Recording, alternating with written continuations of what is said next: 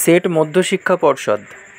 1 নম্বর question, চিরস্থায়ী বন্দোবস্ত চালু হয়েছিল 1793 সালে। 2 নম্বর কোশ্চেন, নীল বিদ্রোহের একজন নেতা ছিলেন দিগম্বর বিশ্বাস। 3 নম্বর কোশ্চেন, ভারতে ব্রিটিশ ইস্ট ইন্ডিয়া কোম্পানি শাসন লোপ হয়েছিল কত সালে? 1858 সালে।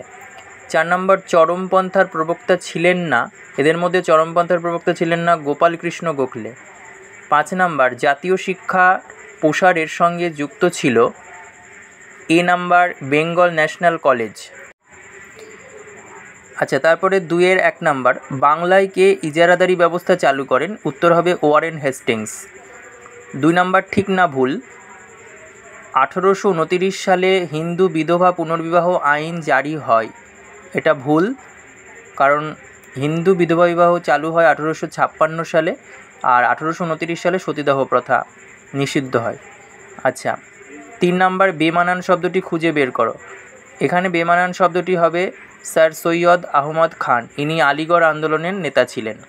তাছাড়া যাদের নাম আছে তারা প্রত্যেকে ওয়াহাবি আন্দোলনের সঙ্গে জড়িত। তারপর 4 নাম্বার কোশ্চেন, শূন্যস্থান পূরণ করো। জাতীয় কংগ্রেসের প্রথম সভাপতি ছিলেন উমেশচন্দ্র বন্দ্যোপাধ্যায়। 5 নাম্বার কোশ্চেন, অনুশীলন সমিতি কে প্রতিষ্ঠা করেছিলেন? উত্তর হবে সতীশচন্দ্র বসু। এবার বড় কোশ্চেনগুলো পাশে পৃষ্ঠা নাম্বার দেওয়া আছে, রায়-মার্টিন সহায়িকা বইয়ের পৃষ্ঠা নাম্বার দেওয়া আছে, সেগুলো দেখে দেখে সলভ করে নাও। রায়-মার্টিন সহায়িকা বই সংক্ষেপে আমি RM লিখে দিয়েছি, ওটা দেখে সলভ করে নাও।